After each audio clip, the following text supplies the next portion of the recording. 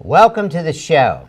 Earlier this month, Donald Trump's transition into the White House got overshadowed by unsubstantiated accounts with prostitutes, bribes, and coordination with Russian intelligence. Ken, do you see this report becoming a crisis for Donald Trump now or in the future? I don't see it becoming a crisis for Trump.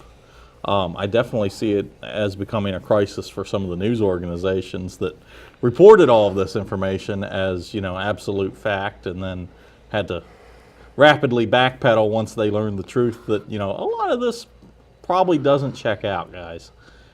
Trump's having a field day with it. He even, told CNN at a press conference, no, you can't ask a question because you're fake news. So but it's hilarious. But didn't we just go through the cycle of fake news, fake news, fake news? The major media saying, listen, before you publish anything, let's make sure we check, double check, and cross check our information. Okay, I believe one of those ones carrying that flag was CNN. Yeah, okay, absolutely. And first thing they do is they run a report that even the New York Times refused to print. Yeah. So it makes you question, okay, who's doing the research?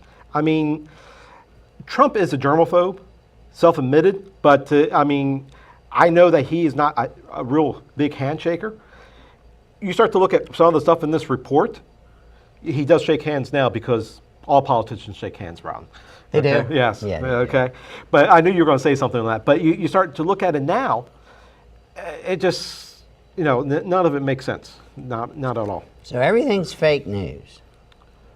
I don't agree. I don't agree with either one of you on that deal. I don't think it is fake news. I think there's some solid information there. So you think Donald Trump was with prostitutes? Well, you see now, you're not a ventriloquist and I'm not a puppet, okay? I'm just trying to clarify exactly what you're saying here. So I looked at what Putin had to say yesterday. There's nobody that even brought up about the prostitutes till Putin brought it up. Putin brought up that he didn't think that with the following these billionaires around Russia, that one would lower himself into a house of ill repute. And he talked about it. That wasn't even mentioned. To me, that was a backhand slap at Trump, bringing it out from the Russian front. I thought for sure that was included in the initial report between some of the... It wasn't on the TV screen. Well, we watch different channels, so maybe that's... Well, you probably do. You watch the Fair and Unbalanced or Unfair and Unbalanced show. Well, someone's got to be fair and unbalanced, so it might as well be me here. So no, I said unfair and unbalanced. Oh, no, you're selective hearing, Ron. See, yes. But no, I think the dossier has a lot to say. I think there's been things with the international models, with different things. Every time we have an issue now, it's fake news. And I saw so much fake news prior to the election that it was scary. He elected Donald Trump. That's what you're going to say, right?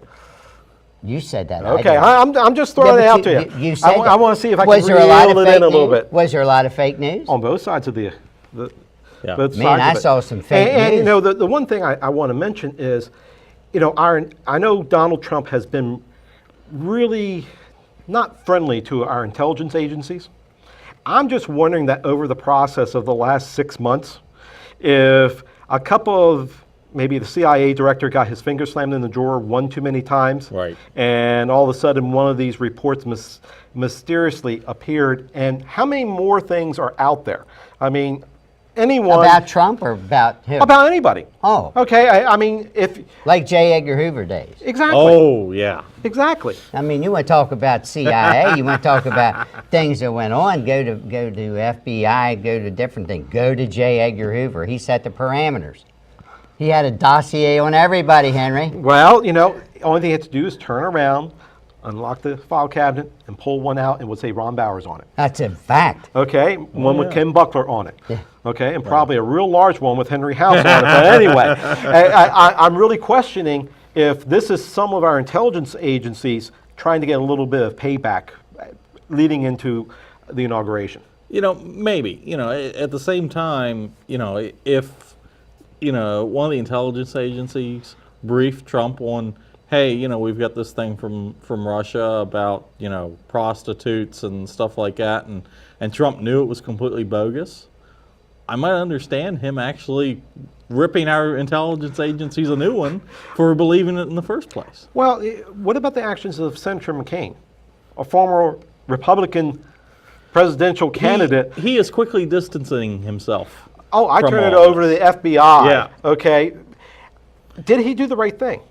I mean, that's a question. If you were in his position, Ron, and you were given this information, would you have slid into your desk drawer for the day that you might need it, or would you have turned it over to the FBI for research? I would have read it first.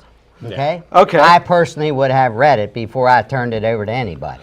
So I you would have your known what it fingerprints said. all over it. Well, I would have made sure I wasn't being set up. Okay? I would have made sure I wasn't being set up. But we start a new presidency at 12 o'clock on Friday. And the congregation says amen. And from that point on, Katie barred the door.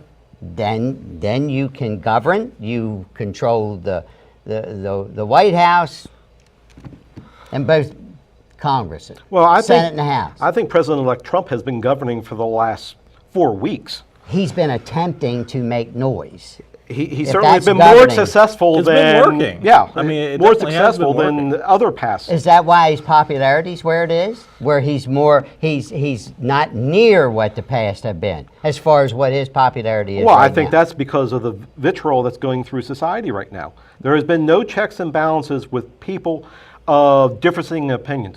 We can sit beside each other and have a civil conversation. Yes. Okay? Stepping out onto the street, if someone has a disagreement with me, can I have a civil conversation? No. Why? Maybe. 10 years ago we could. Yep. But it depends And- where you are. Say the city of Hagerstown. No, I agree with Henry, because there are going to be people who will immediately begin accusing you of being racist, accuse you of being a bigot, just based upon who you support. And where did that start? Probably with the fake news. Oh. Who started fake news? Who started fake news? I believe that goes back to yellow journalism back at the turn of the previous century. Yeah. Okay. That led us into the Spanish-American War. So, it's where we're at today. We have to find 3 or 4 sources to correlate what we're doing. Right. Okay. When I go to post something on Facebook, I try to make sure I have a check and balance and not just, oh, well, it's from this website. I try to check with other websites and see if they're reporting the same story. So I don't want to put out something that I think is going to be a half-truth, even though, oh boy, I like that. That's a real good Or do you zinger. go to Snoops? Snoops is a fallacy. Snoops is that 100, fake? That's 100% unreliable, and it's been proven that. So I want to make sure that there's other quality websites, okay? Whether it be CNN or NBC or Fox News or CBS or other major news outlets that are carrying the story before I go out and share something which I think, oh, wow, this is a good zinger. Do you guys think that cable news has become the detriment of this country?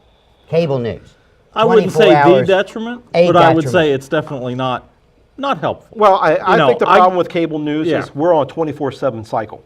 Right. If we had news back And at it's the time the that we first were to break growing the up, story. and all of a sudden the news, essentially you looked at AM news, we looked at 5 or 6 p.m. news, and then we look at the 11 o'clock news, it'd be a different world. Right.